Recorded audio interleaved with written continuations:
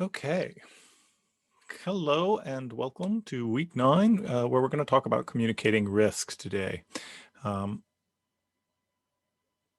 I hope you recognized in this chapter a lot of familiar phenomena that we have encountered over the last several months as we have dealt with the risk of pandemic. And certainly that risk has not been minimum, although there are certainly those who proclaim that it is. Well, so I want to start this week first by acknowledging that there are a couple of important ways to conceptualize our talk about risk communication within the overall framework of recognizing these kinds of antagonisms of discourse. And so, one of the first places that I wanted to start today was to recognize that when we talk about when Henry talks about this topic, she gives us the sort of central antagonism of technological versus cultural rationalities, two different kinds of rationalities. One that we might sort of say is located in expertise and bureaucracy, that would be the technological rationality. The other is located in communities and publics, the cultural rationality. Now, it's a mistake, of course, to imagine these as mutually exclusive and not having overlaps. And probably, in our recent experiences with pandemic, we can see how they do, in fact, sometimes overlap.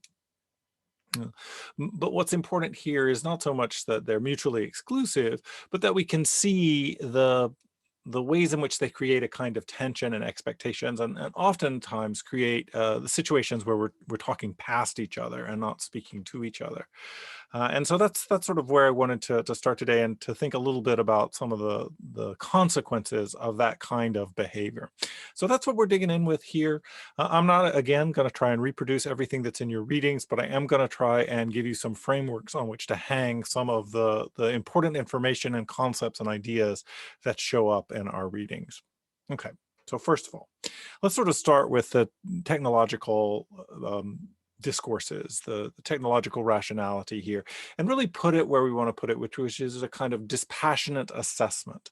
Whenever something is happening, anything that we do, any kind of engagement, in a new industry or a new building project or something like that is going to have some risks to the public at large or to local community members. And what we look for in a risk assessment is some kind of dispassionate assessment of all of the factors to determine what's the most responsible and least risky way to go forward. And operating under the assumption that expertise and objectivity are both really required to do that.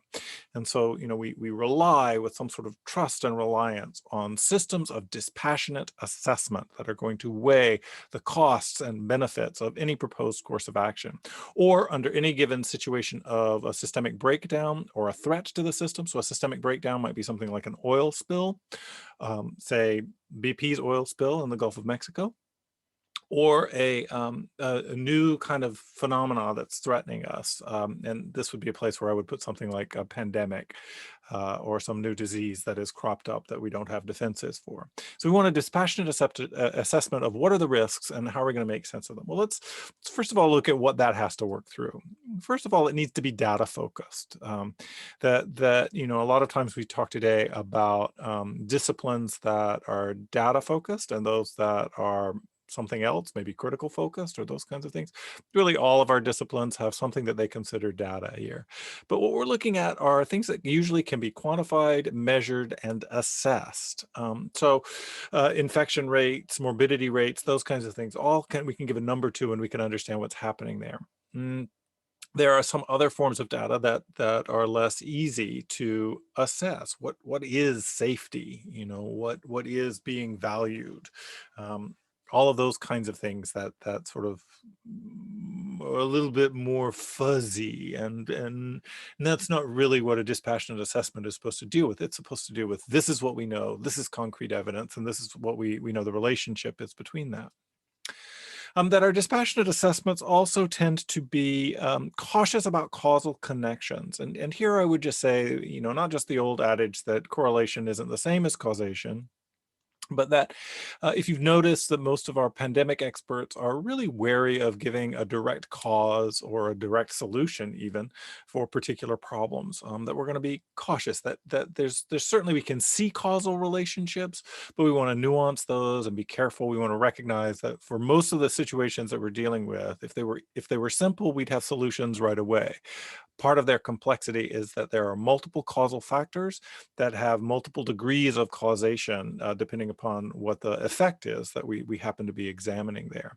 So any good expert, any good scientist is always going to be nuanced and careful about making claims about causal connections. And here I would point to things like climate scientists responding to claims that the hurricane season this year or the wildfire season this year was caused by climate change. You note that they are always very cautious. Of course, we're going to say that there's some influence or some impact. These are fitting models of prediction, but we're not going to say automatically, oh yes, the wildfires were caused by climate change, any more than they're comfortable saying that the wildfires are caused by too much dead wood and leaf and vegetable matter in the forest, that we need to rake the forest, and that's the sole cause. Part of the reason why that sort of rebuttal by folks who want to resist any kind of influence of climate change is so ludicrous is that anybody studying this would sort of probably come along and go, yes, that's a factor. That's one factor among many, but they're not going to participate in a simple reduction of that to the only cause. So, and this is frustrating, right? Because I think publics often want to know what's causing it and what can I do to fix the cause? How do we get rid of the problem? When really these are complex problems for which the causal connections are pretty ambiguous. That we tend to assess a risk relative to past precedent. So, as we make sense of coronavirus right now, it's not surprising that we make comparisons to, say, the Spanish flu of a century ago, but also to things like how we handled Ebola and the first outbreak of SARS from a decade ago. And so part of our risk assessment and part of our understanding of the threat as it faces us is where does this situate itself in relationship to past precedent? And so in addition to sort of making sense of data, we're also trying to make sense of how has this impacted us before? How do we handle it before? And what is this threat in relationship to a threat that we are familiar with that might give us some similar courses of action? That ultimately part of any assessment also has to arrive at the conclusion that there's some degree of acceptable risk. This new product that we're putting out might cause cancer in X portion of the populace. If that's, 1 in 1,000, then maybe that's acceptable, right? And of course, what often is sort of spoken back to this is, there's no compromise in defense of Mother Earth would be a kind of Earth first response, or sure, 1 in 1,000 doesn't seem like it's too bad, but when it's your grandmother, suddenly that risk really isn't acceptable in your family. But as a dispassionate assessment, looking at the culture at large, looking at the government at large, the country at large, the world at large, most folks will arrive that there's always some risk to living and some risk has to be acceptable. Certainly, you note that in this pandemic, we have had phases, particularly early on, but still lingering with us, where folks, we came out with the line the president came out with, that I think he borrowed from an editorial, that we can't let the treatment, the cure, cost more than the disease itself. And sort of what that was speaking to was that we had to learn to live with a certain degree of acceptable risk. Okay. Let me move over here just not only to get on the other side of Dr. Fauci here, but to recognize some elements that exist within the dispassionate assessment community, whoever they may be, that there's going to be competing realms of expertise. Again, who is the best kind of expert to respond to a global pandemic? Surely somebody with experience like Dr. Fauci has in epidemiology and in tracking infectious diseases is a pretty solid expert and still remains so. But we've had folks question his expertise and offer other experts, including our current scientific advisor on the White House's coronavirus task force, who addresses this with a background in radiology. And so the question might be, do you have that expertise? Put another way, we might say, is it the epidemiologists who should be driving this, or are there economists who can point to what might be an acceptable risk for the economy or not to get the business of us back and going, because the economic impacts of shutdowns and quarantines and dealing with pandemic have just as bad effects on us as catching the disease and being in the emergency room, at least, looked at a level of remove. So at one level, even at the level of dispassionate assessment, you've got different kinds of competing actors competing in the realms of expertise, and which expertise is most applicable to the given situation of risk that we're facing. Um, we're always going to run into a situation in terms of the technical terms or jargon that gets applied to the very nuanced understandings of the situation that we're dealing with here. This comes up again and again, but it's particularly important when we're dealing with situations of public involvement in, say, managing resources or managing community resources and environmental impacts. But here, I think what we see, on the one hand, I want to be the academic who says, look, areas of expertise and specialization require a specialized language to talk about phenomena beyond common sense understanding. And that's why we get these technical terms, and they refer to very specific phenomena, and they are therefore necessary and important to the experts who use them. On the other hand, at a certain level, those terms can become like jargon.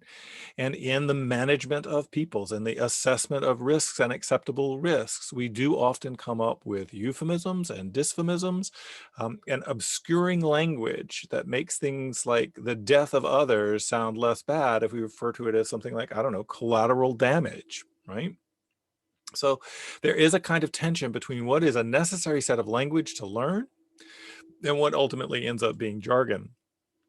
For example, if you had asked me before this year what a morbidity rate is, or what the various kinds of terms that go with transmission are for a disease, I wouldn't really have known.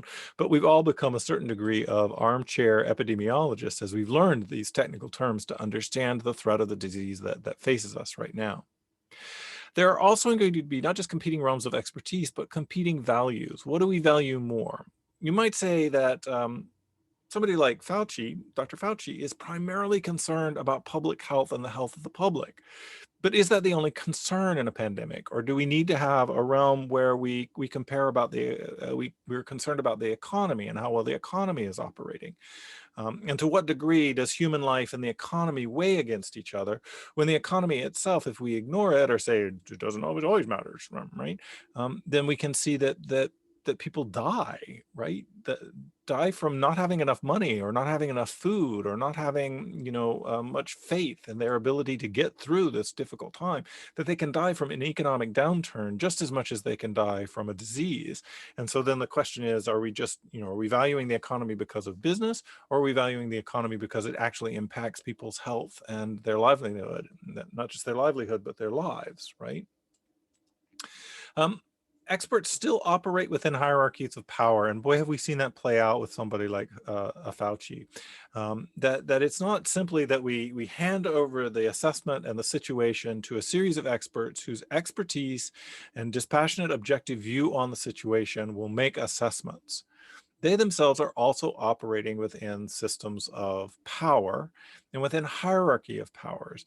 And so, in part, we can see this when you have an administration that makes particular appointments and the degree to which they pay attention to expertise when they make appointments to things like the director of the CDC. And then you can see, who is the CDC responsible to? Is it responsible to the situation, or is it responsible to the president? Seen on a geopolitical scale, the WHO, the president decided to withdraw from because he could not control the WHO within a hierarchy of power and did not necessarily agree with what they were saying and objected to the ways that the hierarchy of power had been shifted within the WHO in order to respond to the ongoing situation. So I think one of the things is that we often like to imagine that the dispassionate assessment is happening by an expert who stands above and outside of all realms of influence. But this really isn't the case, and that experts are always operating within hierarchies of power. So those are both the kinds of, I think, description of what a dispassionate assessment and a risk assessment tries to do, but also an acknowledgement that for as much as it tries to play within realms of objectivity, there are still places and locations where a valuing system, where ideology, where particular relationships to who does what and how this operates within systems of power are playing out. So it's not always as dispassionate. It's not always as objective as we might like to otherwise claim that it should be. Well, let me then try to recognize then that as a result of that, objectivity importantly becomes a kind of performance. And I want to be careful here because I think when I use this word performance, some of us might be like, "Oh, so it's a lie," and certainly that is one meaning of performance, that one can in fact perform in a way other than one when it really is, and therefore it's deception. But what I'm really sort of pointing to is that objectivity becomes itself a kind of constantly refreshed assertion through various kinds of performative strategies. And here you might think about what is it that makes us trust Dr. Fauci's objectivity in the coronavirus pandemic over, say, somebody like Donald Trump or Jared Kushner. In what ways does he put on display his objectivity, his dispassionate assessment? What kinds of things is he comfortable saying? What kinds of things is he uncomfortable saying? When is he willing to come out and say that my words were taken out of context, for example, to use a recent example? Um, And so objectivity itself becomes a kind of performance. It is necessary that we put that on display. And this, by the way, is one of the things that I think Roberts is responding to in his call for climate experts to be advocates, to address audiences in the additional reading that you had this week. Okay. What about passionate assessment? And here I'm talking primarily about members of communities impacted by the risk, by the whatever it is that is we're assessing risk for, but also the culture at large. Who is this public? And I'm gonna come back and ask that question about who the public is here in a minute. But let's talk about some of the features of a passionate assessment. That first of all, it is rather than data focused, it's a sort of personal context focused. This isn't just a series of data points. This is things happening in our lives. These are people that we know. These are my grandmother is dying. This person is sick. These people. This is my water that I drink in Flint, Michigan. This is not abstract to me. This is not something that I am removed from. I am living in this context and I am focused on it. And I am an advocate for my own well being, my community's well being, and my resources. That becomes another place for assessing risk because. It's nice to do that dispassionately and objectively, but when you're living in the situation, risk means something different. Look, we can all look at a cliff and say, wow, that'd be really shocking to climb. It feels very differently when you're hanging on the side of the cliff yourself and are expected to rappel down it or climb up it. And that's really what I mean by personal context, is that it gives us a kind of embodied, living, physicalized notion of the risk and the context of the situation. Um, that we seek, and we tend to seek direct causation from claims, that we want to know what's making this disease. So immediately, everybody's primary concern from a kind of passionate assessment mode is, what is this disease? How can I get it? How do I protect myself? What do I got to do? And you might say this is why, and this might play out in the next bullet point as well, but this is why some of the talk about masks got so contentious, because at least initially the claim was, yeah, masks aren't going to protect you. It's a virus. It's not going to work. At least that's what U.S. advisement was. It took us a while to understand the disease and to actually come back with, oh, actually masks might actually contribute to a way of dealing with it. The folks who are resistant to masks, though, are quick to point out that it might be helpful, but it's not a direct, stopping of the virus, because we know viruses are tiny and they're going to get through the masks. They're looking for a kind of direct causational claim, even before we knew exactly how the virus was transmitted, and coming to a conclusion that masks aren't sufficient, and in fact, maybe even the disease itself is being a bit overblown. Um, we are always doing this relative to trust based on past relationships. So this is in the same place where we talk about past precedent here. But part of the past precedent isn't just what happened, with the Spanish flu in 1918. It isn't just what happened with previous pandemics that maybe the Obama administration had to deal with Ebola and SARS, or SARS under the previous Bush administration. Um, Rather, we ask, what is our trusting relationship? Do I trust Do I trust this government? Do I trust these experts to come forward and talk to me? Um, we we importantly elevate somebody like Fauci because of his involvement with something like HIV/AIDS and other various diseases since that time, and see that as a reason to have trust in him. In addition to his performance of objectivity, we see that trust, and that's really what a passionate assessment is looking for: is relationships of trust. Can I trust you? Based on past relationships and based on current presentation of information, can I trust you? Um, it challenges also passionate assessment, and we've sort of covered this already, challenges acceptable risk. It more often tends to be more absolutist. If it's in your community, there is no acceptable risk, or that risk needs to be really low. And so part of the struggle here is always a community wanting the risk level lower, lower, lower, lower, and the benefits higher, higher, higher, higher, and a dispassionate bureaucratic assessment, usually standing to the side and making a call that no, no, no, we this is an acceptable risk. And when you're the body on the line, you're more likely to say, yeah, no, that's not an acceptable risk. Okay. So some of the other things that there are competing realms of impact, just like with the assessment, there are competing realms of expertise in making the assessment. When you are making a passionate assessment from within the culture, from within the affected communities, there are also competing realms of impact within that community. We know, for example, that even within urban communities, some people, some minority groups are hit harder by this disease than others. Do they then have a different kind of place for passionate assessment of risk in relationship to COVID than, say, wealthier white families in New York City, for example, who could more easily self-isolate and who had access to better health care and were more used to taking advantage of access to better health care to take care of themselves. So even within the community, there are competing realms of impact, that the risk is not equal across all groups and all people. That it is necessary sometimes to fight back against the jargon and specialized terminology within kind of public hearings and those spaces with what Cox has called the indecorous voice. The idea here is that sometimes you don't just try to understand what the specialized terms are, but sometimes you speak back with language that's not appropriate for civil discourse or civil settings. And so when we see people like yelling back and shouting back and using blue language and so forth, part of what they're doing is responding to a silencing, quietistic, isolating, specialized jargon or specialized technical discourse with a very public, very coarse, indecorous voice that wants to speak truth and speak lived and visceral embodied truth back to those sanitizing jargon-laden languages. And that the indecorous voice becomes particularly necessary and powerful as a strategy of response when you are facing what feels like a very heady, bureaucratic, jargon-laden language and discourse that's going to try and prevent you from feeling confident in your ability to participate in the conversation and in the assessment of risk in these cases. And that we tend to privilege immediate values. That is to say, not long-term paybacks or we just got to deal with things, but like, is this threatening my life? And can I have my life back right now?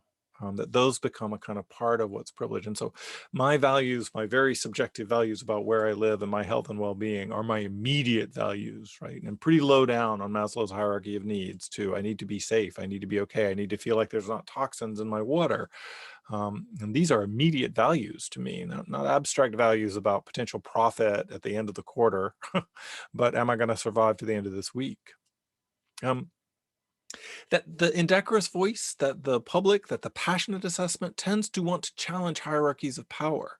It's distrustful in some ways of those hierarchy of power, but it is very much grassroots. It is very much the bottom speaking back and speaking quote unquote truth to power, which is part of what I think the indecorous voice is doing. that we want to challenge those hierarchies of power, that sometimes we want to lay at the feet of those hierarchy of power responsibility for the conditions that we're living in right now, either because they've bungled handling it, which I think is some of the response to the current hierarchies of powers way of dealing with this pandemic, or because they created the conditions whereby this situation happens. So here I might point to something like the water in Flint, Michigan, and say that the hierarchies of power, particularly the city manager that was imposed on Flint, Michigan by the Republican-run government of Michigan at the time, um, was the problem, and that becomes then what the people are speaking back to, is that this power structure, this governmental structure is the problem.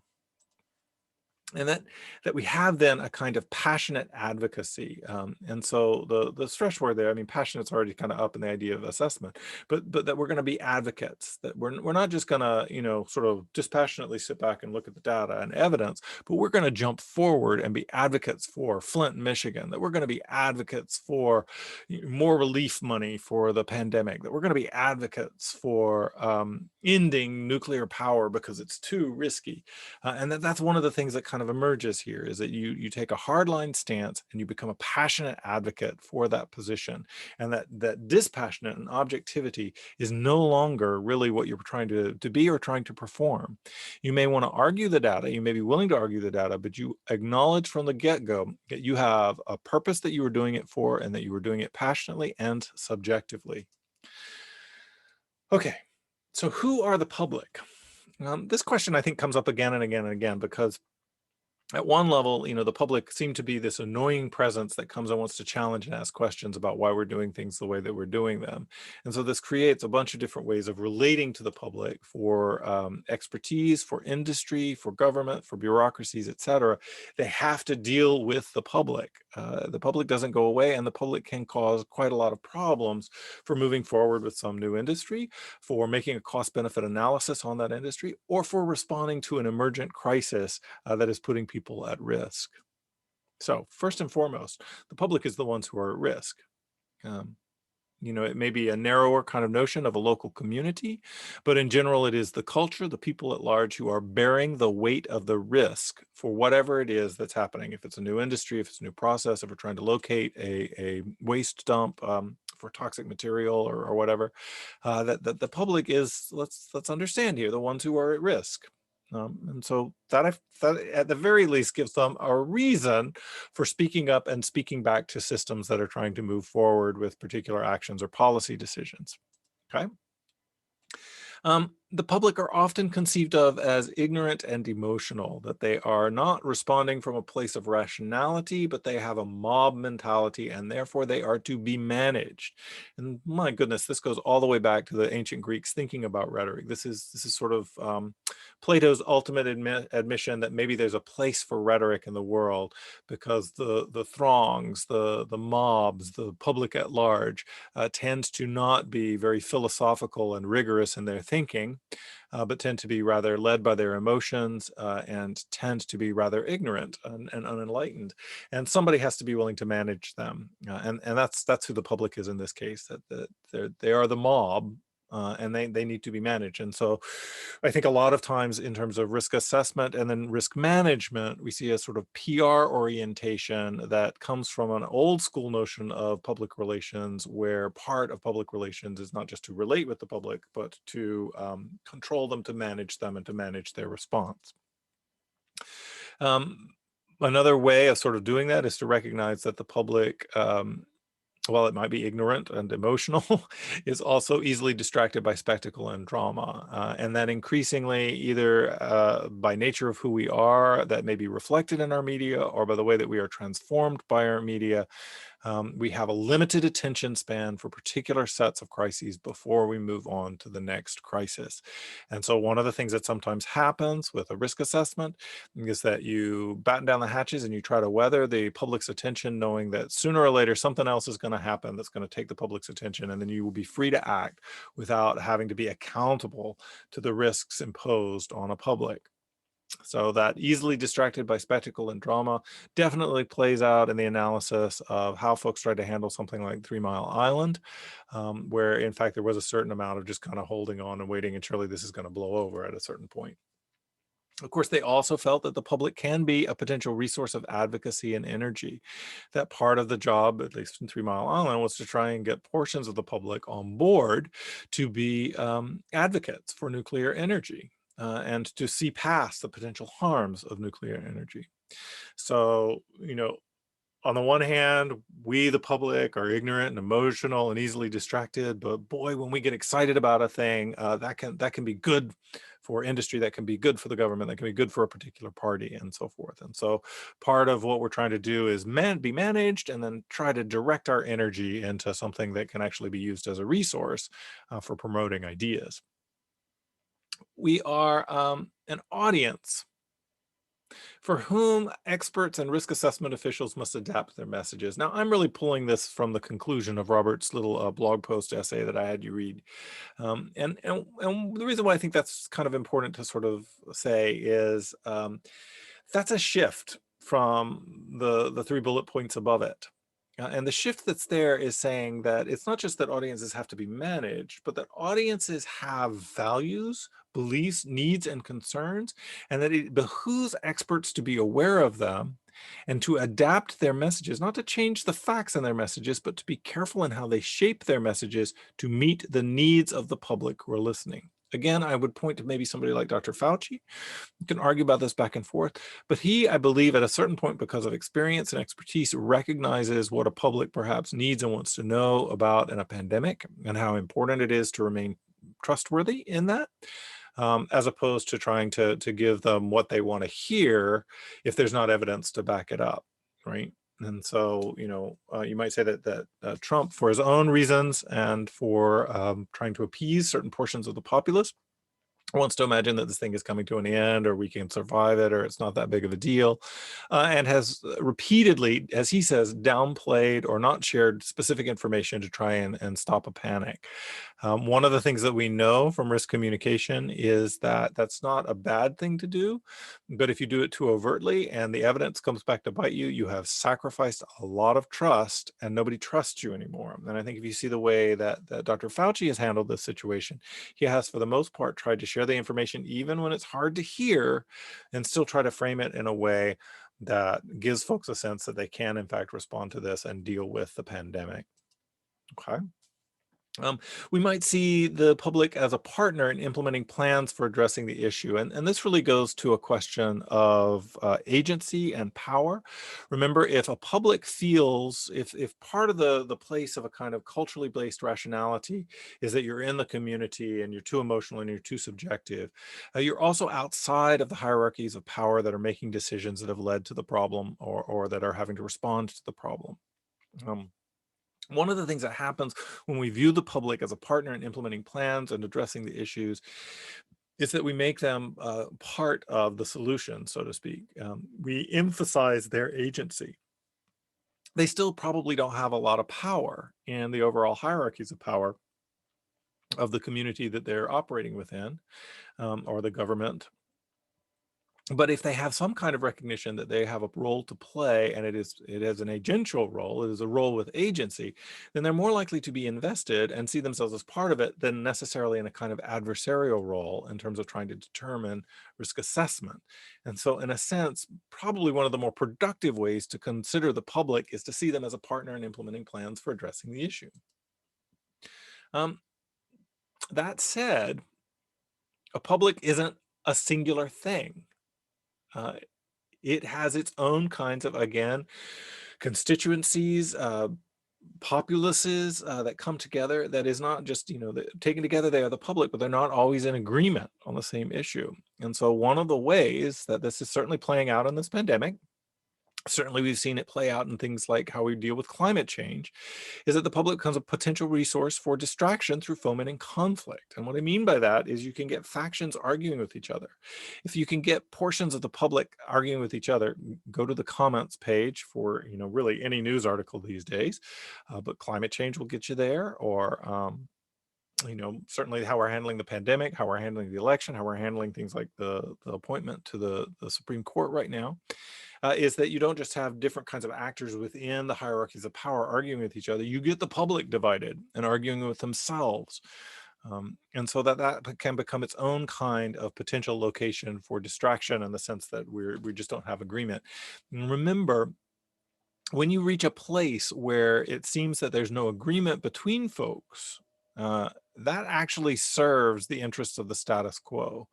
It's when there's agreement or there's enough momentum for radical change that the status quo gets particularly nervous. And those who are in power and those who benefit from the status quo may find that the real focus on the public is about dividing them and making sure that they're arguing with each other so that there's no real sense of a consensus of where we go moving forward. And we rely even more so on a kind of authoritarian or dictatorial assertion within hierarchies of power to assess this is the risk and we determined that it's acceptable because you guys are too busy arguing with each other. So there's a kind of, positivity kind of happening here about adapting messages for audiences and seeing the public as a partner in implementing plans. Um, but I just have to, as much as those are great and sound wonderful, and they are, and I think are really important ethics for us to embrace, we also have to recognize that there is a fair amount of benefit to be gained from disrupting the public by creating divisions within the public, arguments within the public, and fomenting that kind of conflict. Okay, last slide. A couple of related concerns to kind of think about when we think about negotiating and understanding risk, assessing risk, and communicating the risk of a situation. First of all, there's only so much alarm that we can take, and we reach a kind of alarm fatigue. Now, giving up hope on dealing with the situation, which is basically what GHOST is an acronym for here, is a really powerful and beautiful idea for understanding maybe why we stalled out in relationship to dealing with climate change, at least in this country, waiting for some new level of alarm to come back and maybe wake us up and shake us out of our fatigue with that.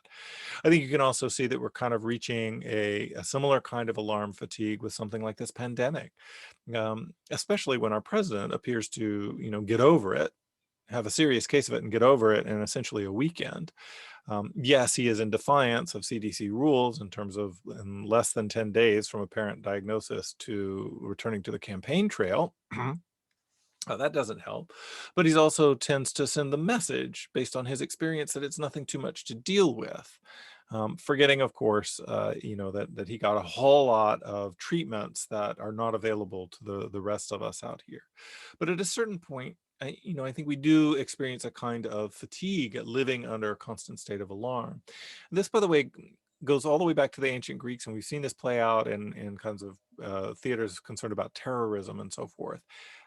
Fear and guilt are powerful, persuasive emotional appeals, but they have a shelf life. They work in the short term.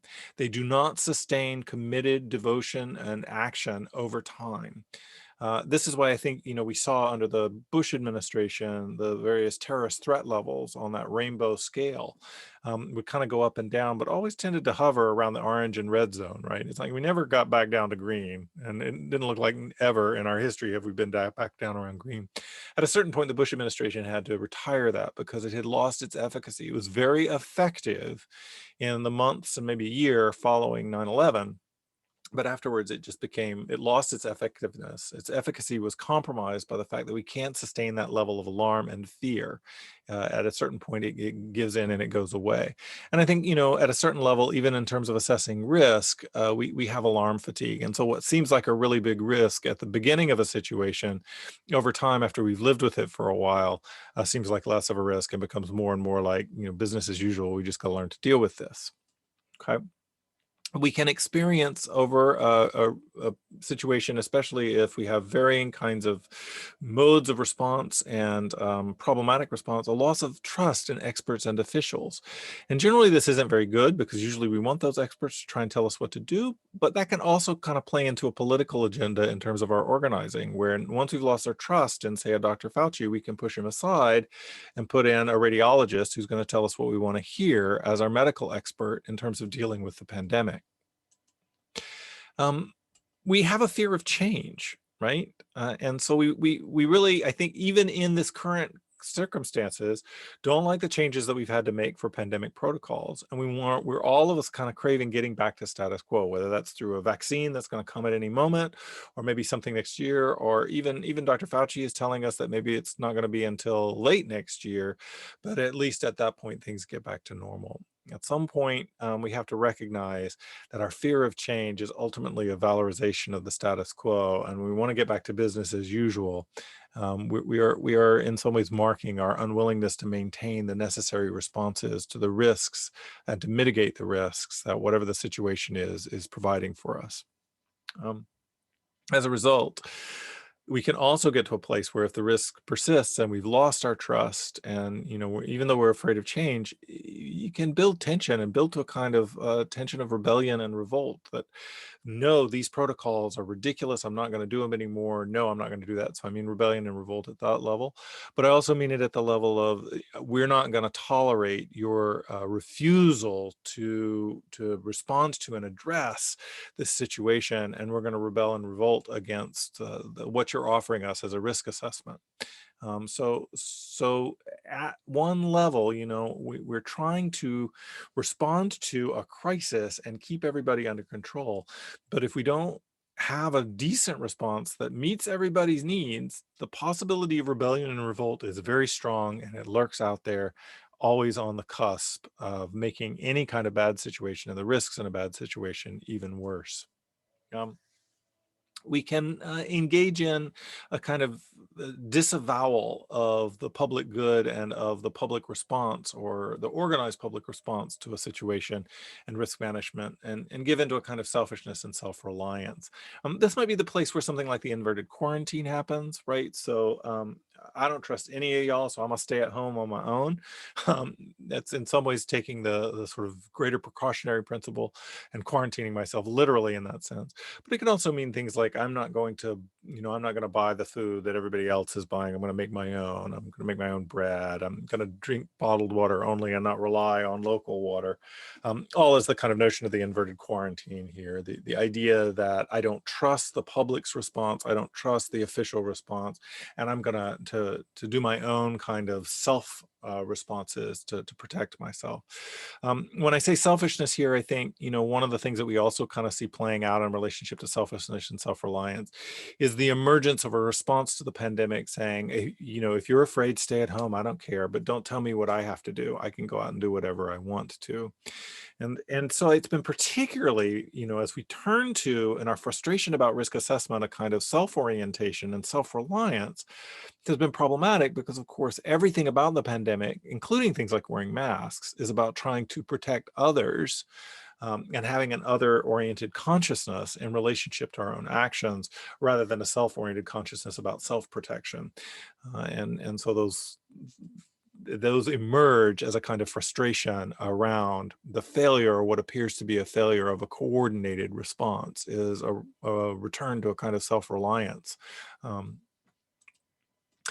um, we then start to move to sort of cultural modes of dealing with the situation. And one of the first is a kind of notion of victimization or scapegoating. Now, victimization, I don't mean in kind of the popular sense here. I mean it in a way that Kenneth Burke talks about, where we have to identify somebody who is responsible and publicly pillory them as a way to build trust in some new kind of way of responding to it, or to hopefully make the situation go away. And yes, this is relying on very old school kind of ritualized, superstitious approaches to problem, where we might sacrifice a virgin into the volcano to appease the gods and make the bad disease go away. But here, typically, today we might say, there have been some folks who, we want to be able to point to and blame for this. So that's one of the reasons why we think we call it the China virus, and why some folks are now turning around and calling it the Trump virus, is to make a singular person or a singular country responsible for the virus itself, and give somebody to blame and somebody to kind of scapegoat as the problem. We can certainly say that there have been efforts by the resistance to this disease and to this pandemic to victimize and scapegoat Dr. Fauci, even to the point of threatening his life and the life of his family. So, we start looking for who is it we can blame for this problem, and we're going to go through a ritualized culture practice of victimization and scapegoating to feel better. The other one that kind of goes along with this is the idea of mortification and apology. I don't think we can really anticipate this coming from the Trump administration anytime soon. But I do think you can see that at certain levels, one of the responses is to be mortified and to offer apologies. And we're so sorry for, we should have done this differently. You can see, I think, a sense of this sometimes in directives coming out of the CDC and even Dr. Fauci in relationship to the pandemic. They tend not to be straight up apologies, but they tend to be like, we didn't understand this at this point, but now what new studies tell us about the disease are, we're sorry that we gave you the directive to close down beaches and to not go outside. The truth of the matter is you're much more safe outside, and that'll take care of your mental health. So do go outside. We're sorry about that earlier advice, right? In some ways, that's a little minuscule kind of attempt at mortification. But really, what we're looking for is who's going to be the people to come in and apologize for what's happened here. This situation doesn't really have that. But think, for example, of say the BP oil spill in the Gulf. Much of what BP has had to do on the other side of that is not just be the victim in that, but they are technically responsible for it. So they've had to do a fair amount of apologizing, of showing that they've done better, and yes, some of that has been more performance than actual. Okay. Um, it's important to remember that whatever comes from this, at some level, accountability and reconciliation will be necessary, especially if you can point to some sort of malfeasance that caused the problem and elevated the risk. This, to me, is one of the things that I think isn't happening in Flint, Michigan, for example, is that there's been relatively little holding accountable of the systems that created the water problems in Flint, Michigan. There's been almost no reconciliation. And here we are years later, and the Flint water is still testing pretty high for lead. And there's been very little in the way of a systemic response there, such that the community there is still very much irate about the way that they have been treated. And I think the only way that they will ever have trust and faith in their government, in their state, in the city, et cetera, is some kind of process of accountability and reconciliation. Increasingly in places like South Africa and Northern Ireland, folks have recognized the importance, especially if there's been long-term discord and breakdown of society, that there has to be some very important moments of both reconciliation and accountability in order to move on. Um, that's just necessary. Okay. Well, that's it for this week. Those are those ideas around risk communication. Look, one of the things that I urge you to kind of pay attention to here, especially if you're sort of new to thinking about communication, is that in all of these places of risk assessment, whether we're talking about public hearings or press conferences or public announcements and advisement or making decisions about a new business going in or a new waste dump coming into your community, now they create these opportunities and locations for public discourse, and that what's at odds here in terms of risk assessment and communicating risk is coming to terms with who are we trying to communicate to and what are we trying to accomplish?